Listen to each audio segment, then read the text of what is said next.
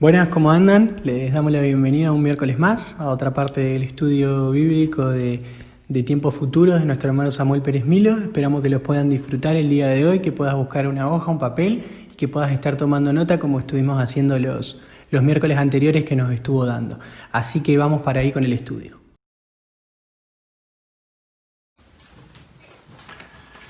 Hemos estado viendo una breve panorámica de los acontecimientos que van a tener lugar en relación con la Iglesia y en el último día en relación con el mundo.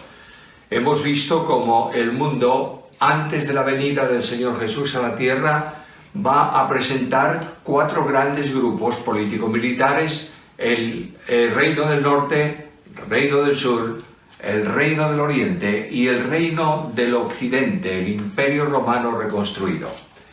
De este Imperio Romano reconstruido va a salir el personaje del que vamos a considerar hoy algo, que se llama el Anticristo. Y os invito a una lectura del libro de Apocalipsis, capítulo 13. Dice así: me paré sobre la arena del mar y vi subir del mar una bestia que tenía 7 cabezas y 10 cuernos, y en sus cuernos 10 diademas, y sobre sus cabezas un nombre blasfemo. Y la bestia que vi era semejante a un leopardo, y sus pies como de oso, y su boca como boca de león, y el dragón le dio su poder y su trono y grande autoridad. Vi una de sus cabezas como herida de muerte, pero su herida mortal fue sanada. Y se maravilló toda la tierra en pos de la bestia, y adoraron al dragón que había dado autoridad a la bestia, y adoraron a la bestia diciendo: ¿quién como la bestia, y quién podrá luchar contra ella? También se le dio boca que hablaba grandes cosas y blasfemia, y se le dio autoridad para actuar 42 meses. Notad este tiempo, que son justamente 3 años y medio. Versículo 11. Después vi otra bestia que subía de la tierra y tenía 2 cuernos semejantes a los de cordero, pero hablaba como dragón, y ofrece toda la autoridad de la primera bestia en presencia de ella, y hace que la tierra y los moradores de ella adoren a la primera bestia cuya herida mortal fue sanada. Esto lo debemos complementar con un pasaje de la profecía de Daniel, el capítulo 7, versículo 8 y versículo 24. Profecía de Daniel, capítulo 7, versículo 8. Mientras yo contemplaba los cuernos, he aquí que otro cuerno pequeño salía de entre ellos, y delante de él fueron arrancados 3 cuernos de los primeros, y he aquí que este cuerno tenía ojos como de hombre y una boca que hablaba grandes cosas. Pasamos ahora al versículo 24. Y los 10 cuernos significan que de aquel reino se levantarán 10 reyes, y tras ellos se levantará otro, el cual será diferente a los primeros, y a 3 reyes derribará. La profecía está hablándonos de lo que va a ocurrir en la última semana de Daniel. Esos 7 años finales que no se han cumplido, pero que comenzarán con la firma de un pacto entre el Anticristo e Israel. No va a empezar la tribulación porque la Iglesia sea arrebatada, sino que hay una señal profética que anuncia cuándo, en qué momento va a empezar a contarse ese tiempo de los últimos 7 días. Ahora, la Biblia presenta en ese tiempo a alguien que es realmente admirable. En Apocalipsis capítulo 13 leímos la descripción, y allí el pasaje bíblico le llama la primera bestia. Y notemos que ese personaje, que es un hombre que va a aparecer en ese tiempo, será el gobernador del imperio reconstruido, del Imperio Romano. De manera que notad que dice ahí el texto bíblico que la primera bestia salía del mar. Mar en profecía tiene que ver con naciones en movimiento. Por eso en Apocalipsis se dice que el mar ya no existe. No quiere decir el mar físico de hoy, sino figuradamente las naciones de la tierra que están permanentemente en movimiento.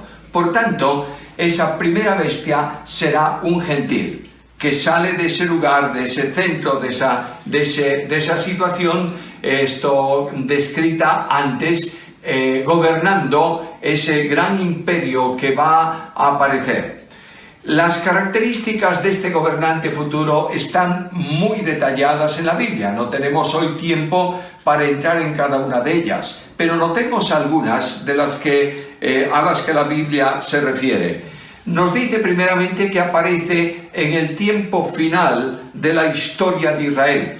La historia de Israel va a tener una semana anunciada por la profecía, la última semana, en donde terminará el trayecto, el tránsito de la historia temporal de Israel hoy, y va a comenzar una experiencia nueva en relación con el reino que Cristo va a establecer aquí en la tierra.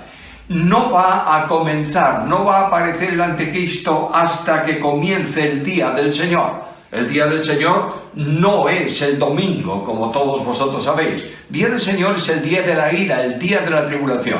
El apóstol Pablo, escribiendo la carta segunda a los tesalonicenses, en el capítulo 2, versículos 2 al 4, hace alusión a este día del Señor y a ese acontecimiento, y le dice a los tesalonicenses: no estáis en el día de la ira, porque no va a empezar hasta que aparezca el hombre de pecado, el hijo de destrucción, y se produzca la apostasía, es decir, la salida de la fe. Sé que hay eruditos muy importantes, de mucho conocimiento bíblico, que consideran que esa apostasía tiene que ver con el traslado, salida de la iglesia. Pudiera ser, pero prefiero entenderlo mejor como se entiende apostasía en toda la Biblia, que es el apartarse de la verdad de Dios, de las normas de Dios, alejarse de la enseñanza de Dios.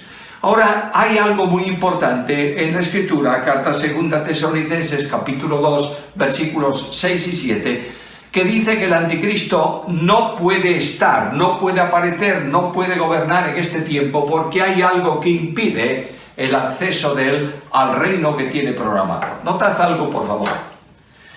En el principio de todo, en las primeras consideraciones, hablé acerca del propósito, del proyecto diabólico de tener un trono junto al trono de Dios. De pronto ese deseo de Satanás se interrumpe porque Dios descubre el pecado en él, lo expulsa de su presencia, viene a la tierra donde hay un reino y hay un trono gobernado por el hombre a quien Dios había delegado autoridad. Este trono es entregado a Satanás, el gobierno, el control de los reinos de la tierra.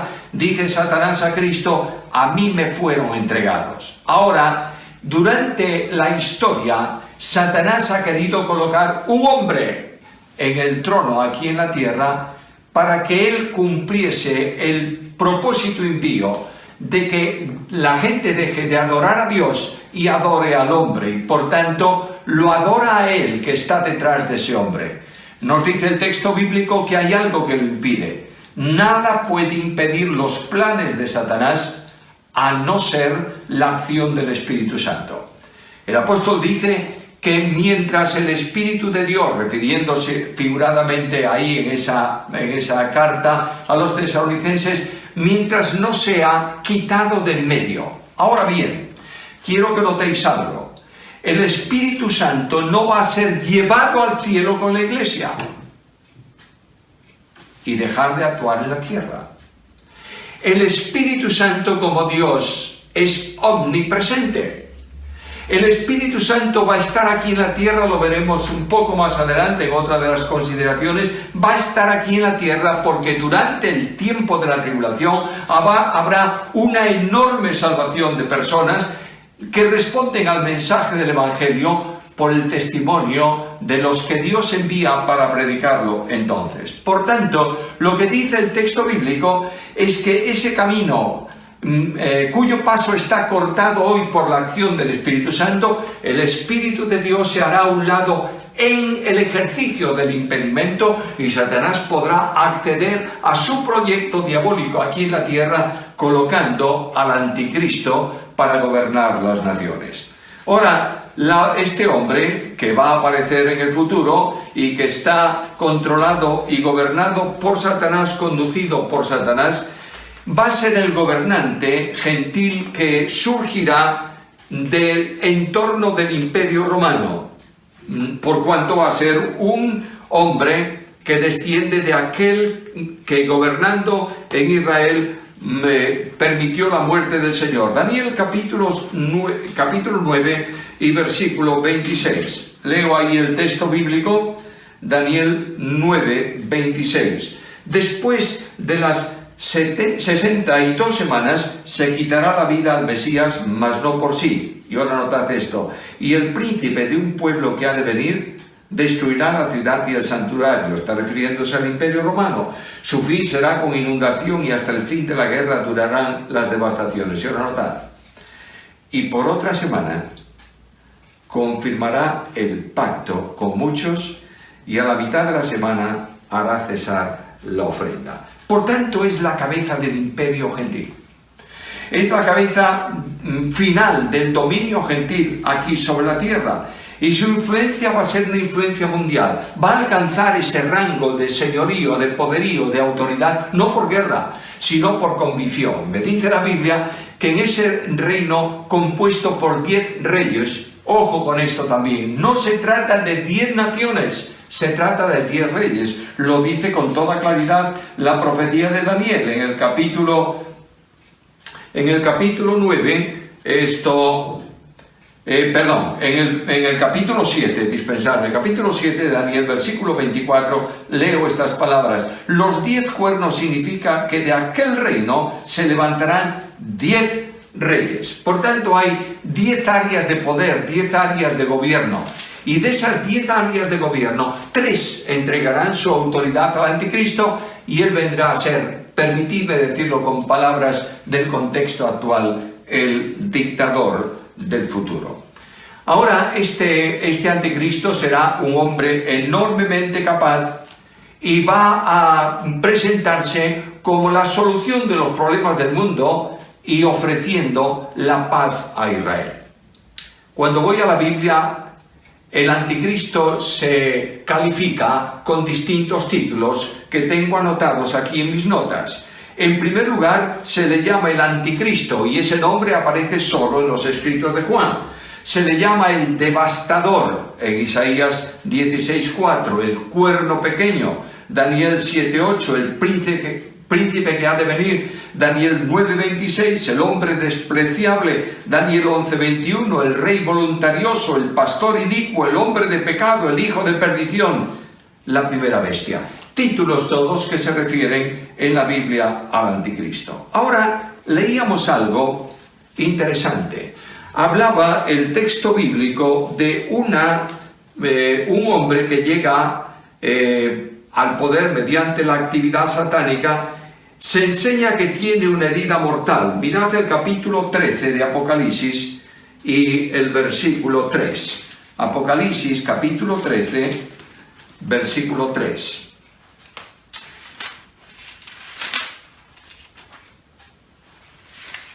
Dice así, Apocalipsis 13:3. Vi una de sus cabezas como herida de muerte, pero su herida mortal fue sanada y se maravilló toda la tierra en pos de la bestia. La pregunta que surge inmediatamente es, ¿realmente el anticristo es un personaje que resucitó de los muertos? La respuesta bíblica es que es muy difícil que sea así, porque solamente Dios puede resucitar a los muertos y el entorno del control del anticristo está siendo ejercido por Satanás. Hay otra interpretación, para mí la más favorable en el contexto bíblico, y es que no se trata de una persona, sino de un reino, de un imperio. Este imperio que aparentemente está muerto, ocurre en el día de hoy, será recuperado, volverá a la vida, simbólicamente hablando, y es precisamente en ese reino donde Satanás va a colocar al anticristo y él va a ejercer su autoridad. El anticristo, gobernando aquí en la tierra. El anticristo va a exigir una adoración idolátrica para él mismo. Me voy a Apocalipsis en el capítulo 17 y en el versículo 3 y leo estas palabras. habla de la religión que va a actuar, por lo menos en la primera parte del reinado del anticristo. Dice, hablando de la gran ramera, la cual está sentada sobre muchas aguas, con la cual han fornicado los reyes de la tierra, y los moradores de la tierra se han embriagado con el vino de su fornicación. Luego el anticristo comienza su andadura con una religión. Algunos piensan que es un cristianismo caído, otro un sincretismo. No importa lo que sea. No trates de colocar la gran ramera con algo que existe en el tiempo de hoy. Es algo que viene en el futuro. Y esa gran ramera está montada sobre la bestia durante un tiempo, hasta que finalmente sirve o es obstáculo al programa del anticristo, al programa de la bestia, y también esa religión va a ser sacada del medio. Y cuando esa religión sea quitada del medio, el anticristo se asentará en el trono, en el lugar santo de Dios, para hacerse adorar por Dios. Y vienen las preguntas. ¿Quiere decir entonces que el templo de Israel va a ser reconstruido? Dudo mucho eso. Como tal tenemos en mente, como el templo en donde hay sacerdotes, donde hay sacrificios, donde está el lugar santísimo, donde está el arca del testimonio, etcétera, etcétera, etcétera, etcétera. El templo venidero va a ser construido por el Mesías. No hace mucho tiempo leía un artículo de un gran rabino que le preguntaba: ¿van a reconstruir ustedes el templo de Israel? La respuesta fue muy interesante. En primer lugar, él dice, sería un grave problema, porque habría que derribar la mezquita que está en el sitio que ocupaba el templo, y eso sería imposible, sería una guerra. Aunque Dios puede hacerlo, dijo él. En segundo lugar, porque no tenemos documentos del sacerdocio. Nadie puede aportar el documento de que viene de la familia de Aarón, de la familia sacerdotal. En tercer lugar, porque el templo venidero lo edificará, lo construirá el Mesías. No dudo que pueda haber un gran edificio, una construcción, no importa lo que, un lugar en donde Israel esté adorando a Dios en el tiempo del anticristo. No tiene nada que ver. Pero en el lugar que corresponde a Dios, eso sí que es importante, Él se coloca para gobernar. Nos queda delante la segunda bestia, pero prefiero dejarlo ya para la lección siguiente, donde hablaremos de eso y hablaremos de cómo funcionará en la tierra la Trinidad impía. Ahora bien, lo que yo quiero recomendar a todos mis amados hermanos que están viendo este programa, que no estén buscando el anticristo en cada momento. Ahí en mi biblioteca tengo un montón de libros escritos para hablar del anticristo. Tengo colección de artículos de revistas en donde se dice el anticristo puede ser esto. ¿Cómo descubren ellos el anticristo? Bueno, porque simbólicamente, proféticamente, da idea de alguien que está oponiéndose al pueblo de Israel, al pueblo de Dios, que se opone a la religión verdadera, pero pasaron todos los que se han marcado como anticristos, murieron y ninguno de ellos fue. Satanás no necesita tener hoy ya un anticristo. Él tomará el hombre que quiera, se posesionará de él, lo colocará en el lugar de honor, le dará todo su poder, porque él tiene poder sobre los reinos de la tierra, y conducirá esa historia impía durante un tiempo breve para hacer el propósito suyo, que es contrario al propósito de Dios. Ahora notad esto: un gentil que sale del entorno del imperio romano reconstruido. Un gentil que sale del círculo de naciones del mundo llamado occidental. Un gentil que sale de nuestro entorno, sale del mar de las naciones y es tomado por Satanás. A él le concede el poder que tiene y lo sitúa sobre lo que Satanás está situado hoy, los reinos del mundo y su gloria. nadie puede cambiar el propósito de Satanás con su esfuerzo personal.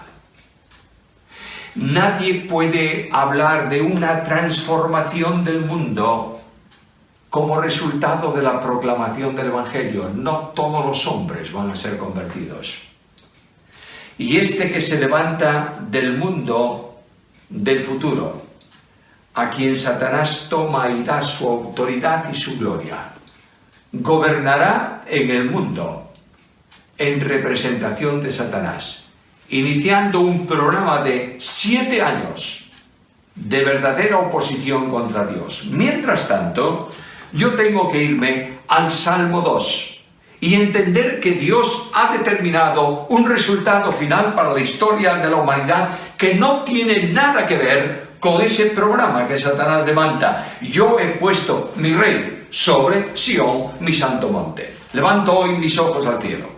Miro al crucificado Señor que está entronizado en la majestad de las alturas y es el Rey de Reyes y el Señor de Señores. Y este Rey de Reyes y Señor de Señores establecerá un reino perpetuo, definitivo y eterno, en contra de la voluntad de Satanás y en contra de la voluntad del hombre. Debemos reflexionar bien sobre este asunto y ver que se avecina para el mundo un tiempo de crisis, de conmoción, de dificultades, de problemas, un tiempo de sinsabores, un tiempo de ira, un tiempo de angustia, en donde este personaje, la primera bestia, gobernará bajo la influencia de Satanás sobre las naciones de la tierra,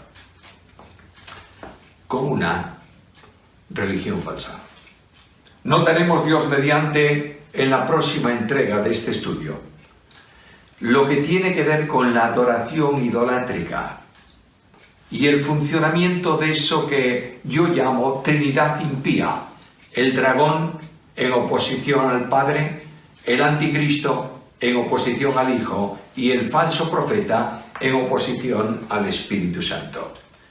Durante todo ese tiempo, el hombre irá degenerando en cuanto a Dios, irá abandonando lo poco que él podía estar pensando en Dios para centrar su atención en el hombre. Quiero deciros que la gran carta magna de ese imperio es precisamente hombre. Y lo veremos, si el Señor lo permite, cuando estudiemos algo acerca de la segunda bestia. Por tanto, mientras tanto, podemos alabar a Dios y bendecir su nombre, porque Él es el Rey de Reyes y el Señor de Señores. El anticristo pretende gobernar en el nombre de Dios, del Dios impío, del Dios de este mundo, que es príncipe de este mundo, que es Satanás, y tiene este anticristo las características de un blasfemo, porque asume el culto idolátrico. Permíteme concluir con un versículo de la profecía de Daniel, el capítulo 7 y el versículo 25.